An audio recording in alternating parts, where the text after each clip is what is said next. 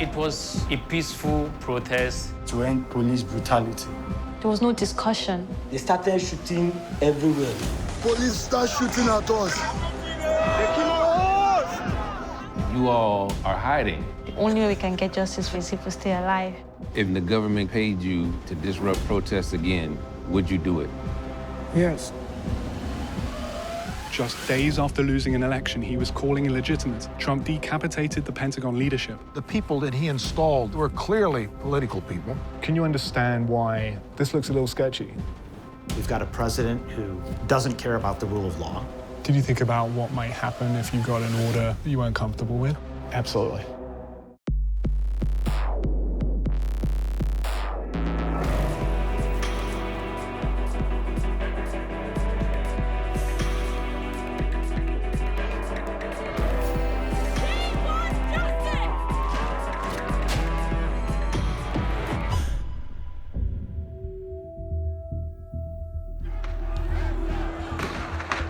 Let them shoot, let them shoot. Everyone sit down, sit down, sit down. We don't have weapons, we don't have weapons.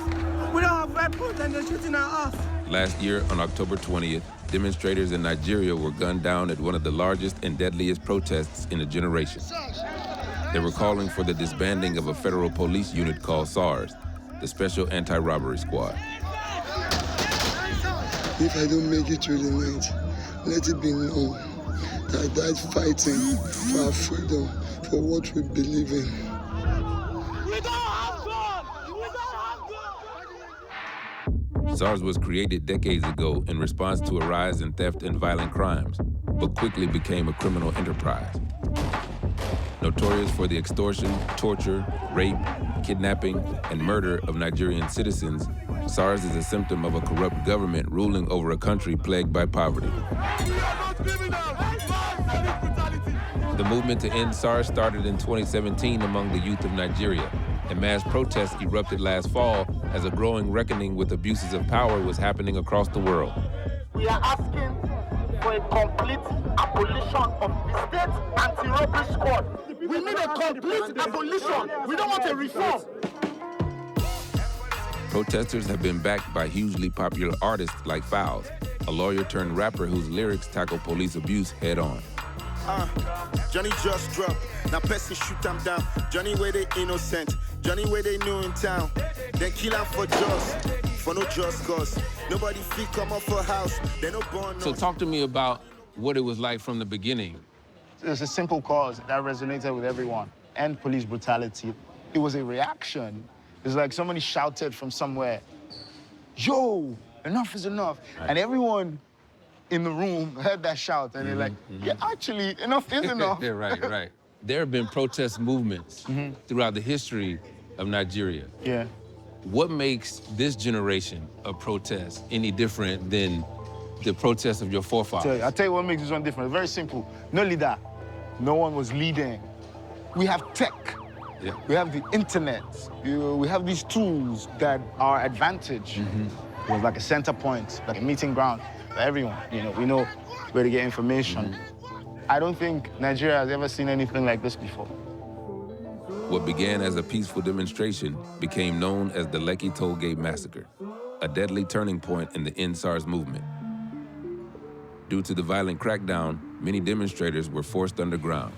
Protesters who managed to make it out alive after the Lekki Tollgate shooting are now worried that they'll be targeted by security forces for speaking out about what they saw. We're on our way to a safe house to meet protesters who were beaten and shot, and now they're in hiding.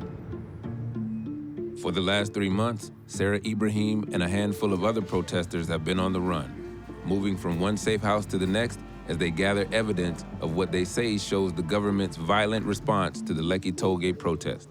How does it feel to have to move from one place to another for months at a time? It's actually not easy. Our bags everywhere because we're actually leaving this place today because we need to get justice, and the only way we can get justice for those that died is if we stay safe and stay alive. They're shooting at us. So know that if I don't come out alive, I love you guys. These cell phone videos are images the Nigerian government doesn't want anyone to see. Many of the protesters who recorded them have had to flee the country. Some are now dead. They walk on, they just sporadically shoot the gun. We noticed that the light at the toll gate were off. It has never been like that. They turn off the lights, they turn off the billboard, they turn off every single thing. Initially, when we heard the shootings that day, we didn't even know it was the Nigerian military. It wasn't like they were coming to tell us that we should end the protest. There was no discussion. We just heard gunshots.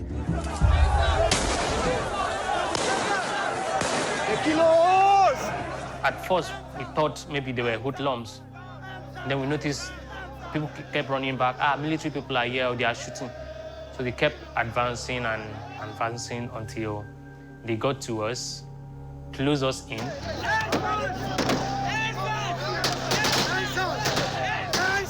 They started shooting everywhere. The next thing, I saw the military man face me one-on-one, like, shot at me. He shot me on my chest. So I was shot. Came out from the back. Did you think you were gonna die that night? I thought it's over. Everybody said, this is a miracle. Like somebody would have shot in the chest and the bullet came out from the back, he's still alive. We need ambulance, we need ambulance, we need ambulance. Please, put pressure, don't let us sleep, don't let us close our eyes. A lot of injuries, it was a terrible experience. I try not to think about it because at a point, someone in front of me was shot and I tried carrying the person. And the blood on the person's body, I could not, I just left him. And you even played dead at the protest. Yeah. I was surrounded by 8 policemen. 8. They were hitting me with their AK-47. Police. That's Nigeria police. Shooting. And when I fell down, they were still hitting me to confirm whether I was dead, but I stopped moving. That was when they left me and they started shooting other protesters that was trying to run away. Now my hand is broken on my head, bruised everywhere, without doing anything. In the weeks that followed, the government flip-flopped on its response to Lekki Toll. The military at first said that they were never even there, then admitted they responded but didn't shoot at protesters. Available evidence so far points to the world's first case of massacre without blood or bodies. You mentioned crawling over bodies, seeing people bleeding, trying to help them, and yet you have the Nigerian government saying they did not shoot into the crowd. How does that make you feel? We picked bullets right there that day. I don't know why they're lying. So each one of those... All these are bullets traced to the Nigerian army. And I just want them to come out and tell us the truth about what happened that day. This one is still live. This is still a live bullet. Here. Yes, it is actually, yes, that's a live bullet. So why would you come out, shoot at people, and then you're coming tomorrow and you're telling us that it was bloodless and bodiless? The governor of Lagos admitted to 2 deaths, but witnesses we spoke to claimed the death toll is far greater. Mrs.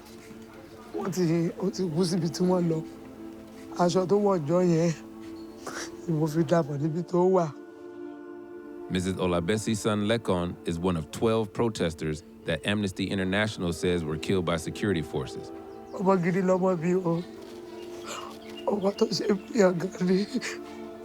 The government has claimed that things like that didn't happen that night.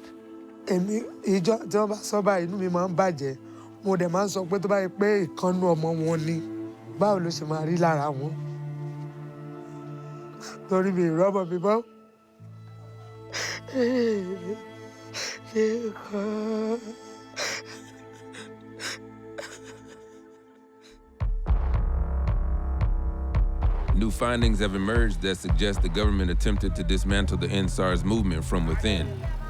Sources we've spoken to say criminal gangs were employed to infiltrate peaceful protests and cause chaos.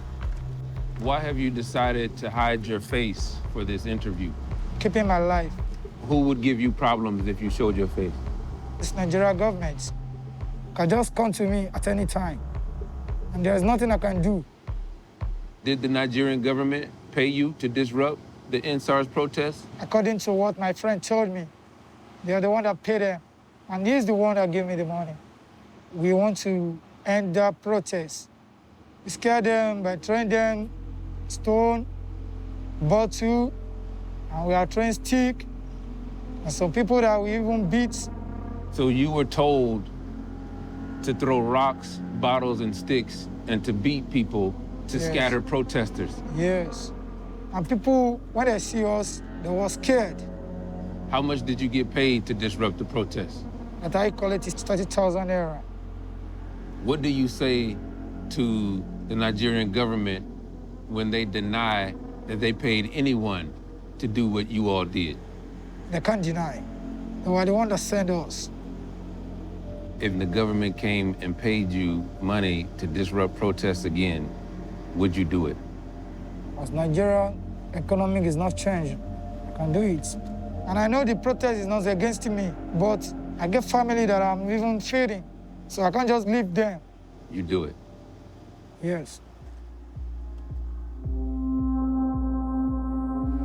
In response to one of the protesters' core demands during the unprecedented nationwide demonstrations, the Nigerian government created judicial panels to investigate accounts of police brutality. The Nigerian police force officers who were supposed to be my friend assisted those people who carried out this kidnapping. We had a judicial panel for victims of police abuse in Nigeria. This panel can really only make recommendations, and it's because of that a lot of Nigerian citizens think that this is just a pacifier to keep people off the street. But for the victims that are testifying, this may be the closest thing that they come to any sort of justice. On the 12th day of October 2020, a case of attack on police station was reported. Felicia Okpade has accused the police of beating and detaining her. You had the opportunity to identify the police officers who allegedly assaulted you. True or false? It's not a yes answer, sir. Please. I'm sorry, sir. I won't give you a yes answer. Every question I ask right now needs details. Felicia says she can prove her assault by police, pointing to video of the encounter. In it, she can be seen dragged across the street by officers. I told you I cannot recognize all the faces of the people who assaulted me. I was able to identify the people when we got inside the police station. One of those ladies was one that ordered me to take off my clothes in the presence of men inside there. Are you still insisting that you did not know the reason for your arrest? I don't know the reason why I was beaten and arrested. You still want to stand on that? Strongly, sir. Do you feel confident that this is a step in the right direction towards justice? I'm not really sure what's going to happen.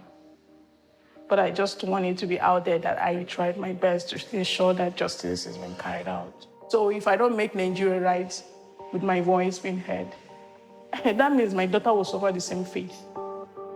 Although there is no end in sight, this movement to end police brutality has empowered a new generation of Nigerians to stand up and fight for government reform, even if it means risking death. Where do you find the courage to do this, knowing that you're risking your life? Every day in Nigeria here, it's like a risk. So it's better for you to see the truth, maybe die of the truth. There are a lot of victims out there, but they can't speak up. I just want there to be a reform. And when I see a policeman in Nigeria, I don't need to be afraid.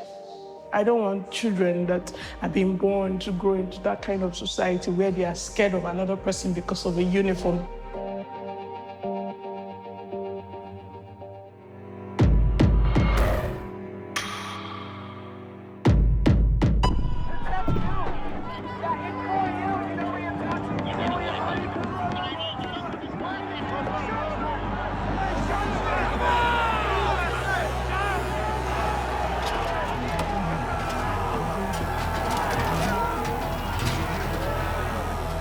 What happened in Washington on January 6th has been called a lot of things. A riot, an insurrection, an act of domestic terror. But what if the scariest aspect of these scenes wasn't the violence that took place that day? It's how much worse things could have got. We're just a couple months away from what happened as we find out more about what really went on and how close were we to that brink. I think we'll find out we were closer than maybe we understand we were. Chuck Hagel is a Republican who served as Secretary of Defense under President Obama. He thinks what America witnessed in January was as close as this country's come in centuries to a coup, thanks to the Trump administration's efforts to politicize the Pentagon. In my lifetime, we've never seen anything like this. The people that he installed in high-level, responsible policy-making decisions, they were clearly political people. Many were unqualified to be there. Clearly, it was meant for this president to run the Pentagon as a political arm. That's what it looked like to you? That's not only what it looked like, but that's what was going on. National security is not a political issue.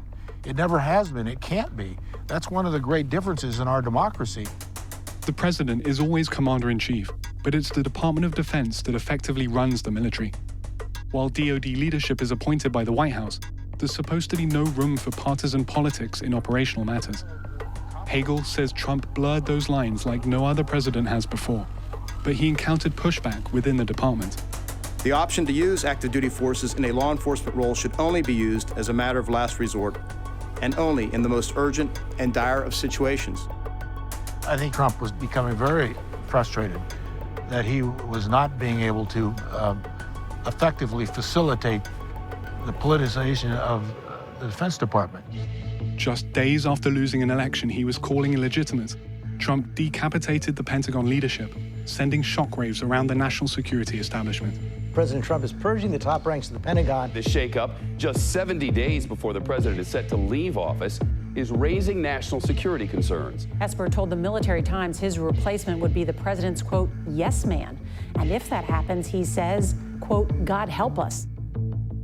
Chris Miller, a name few recognized, was appointed acting Secretary of Defense, with former Devin Nunes aide Kash Patel his chief of staff. I was concerned, like most of us who had worked at the Pentagon, as to what he was going to do next. He was bringing in a new secretary, and he talked about possibilities of using the military to rerun the elections. That's not what the military does. Alarmed, Hagel and all living former secretaries of defense, 10 of them, made an unprecedented move, joining together to sign an open letter warning against unconstitutional and unlawful use of the military.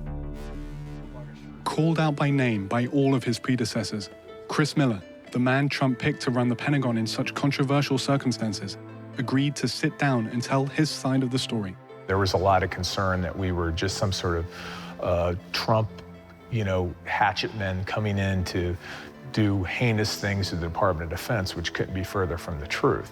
Miller is a career military officer and Special Forces commander, turned counterterrorism official who first met Donald Trump in the Situation Room during the raid that killed ISIS leader Abu Bakr al-Baghdadi. When Trump offered him the top job after firing Mark Esper, Miller understood his mission as ending the war in Afghanistan and bringing troops home from Iraq and Somalia. But military leadership seemed wary of something more. We do not take an oath to a king or a queen, a tyrant or a dictator. We do not take an oath to an individual. I mean, it sounds almost directed at you, right? Like, it's a few days after you come in, and he's basically saying, this is not going to be an institution that becomes politicized. I mean, it was the institution that I gave a huge amount of my life to, and there was absolutely no way that I was going to, bring discredit to the armed forces. Did you think about what might happen if you got an order that you weren't comfortable with? Oh, yeah, absolutely. That crossed your mind? Oh, of course, yeah. I did all my net assessment and mission analysis and ethical, moral, and legal red lines. You did? Well, yeah, it's the constant drumbeat that's going on of, potential illegal, immoral, unethical activities. I knew that I was not going to cross any of those lines, and if asked, I would resign. But January 6th took concerns about the political climate around command and control of the military to an entirely different level.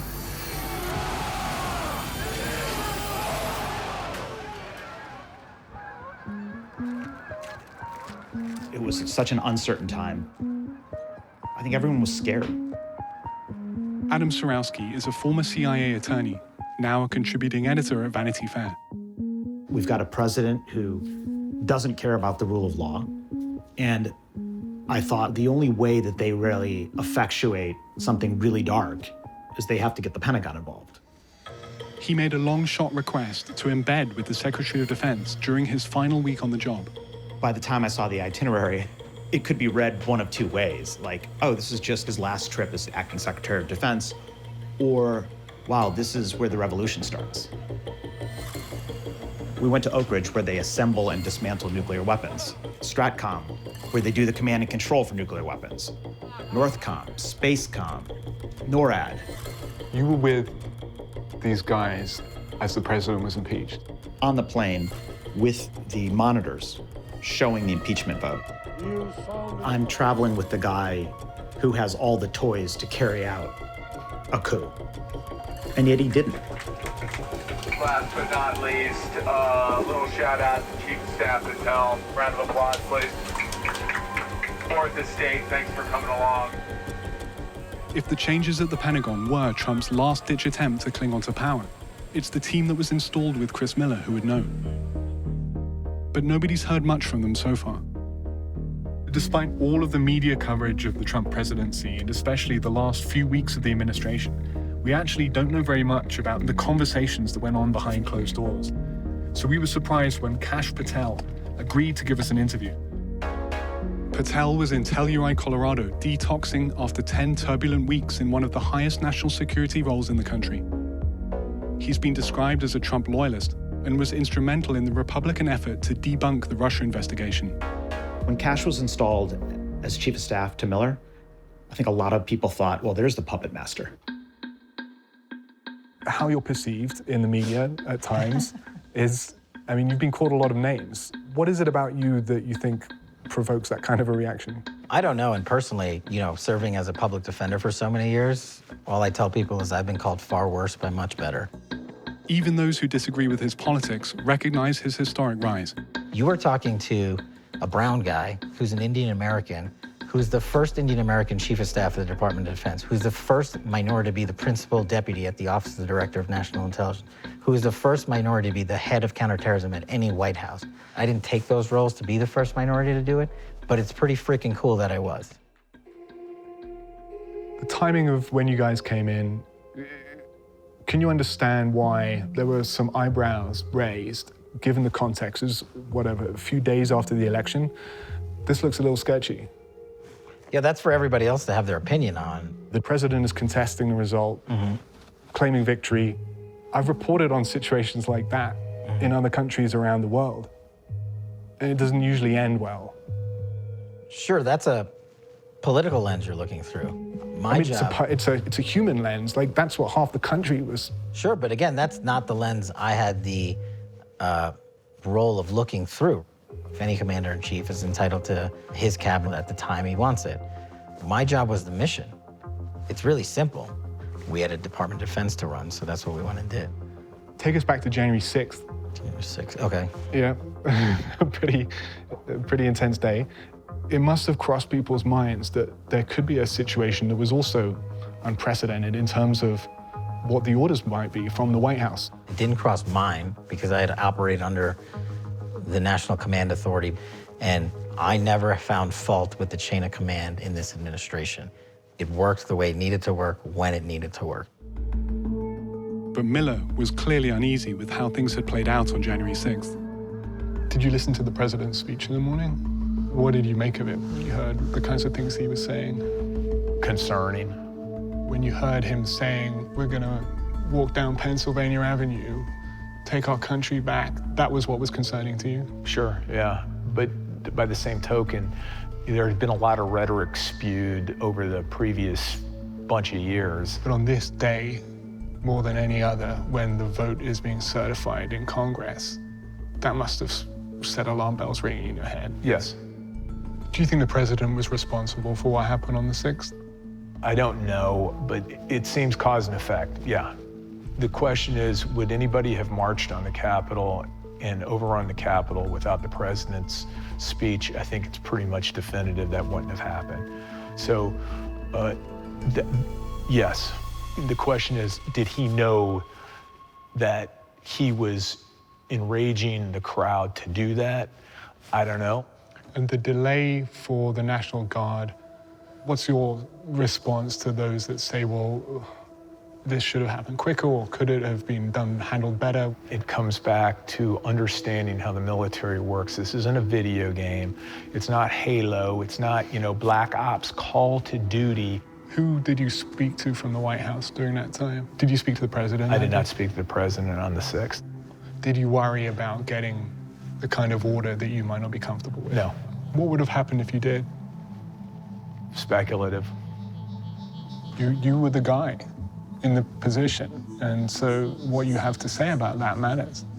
I can't imagine any situation where the armed forces of the United States would abide by an illegal order. But what if it comes from the president? If it's antithetical to the Constitution or the Uniform Code of Military Justice, it's an illegal order and you don't follow it. So it's kind of an individual choice from each soldier? No, it's more institutional in that regard. I mean, to have a perfect storm where an order was given to execute a military coup is not possible in the United States military right now. I mean, this seems like, from the outside, certainly to the rest of the world, to be as close as this country has got. I think that's just complete hyperbole. What do we need to be aware of in that regard? How much stress and strain can be put on the institutions is kind of what I'm hearing you ask. And we fought a civil war over this once. The thing is, let's not do it again. Do you miss me yet? Do you miss me? We went through a journey like nobody else, and it is far from being over. Who knows? I may even decide to beat them for a third time, okay? Peaceful transitions of power. That's what our democracy is founded on. The loser says the country has to pull together, and you come together. Peaceful transitions of power are the key, and they must happen, because if they don't, your democracy is doomed, and there is no democracy.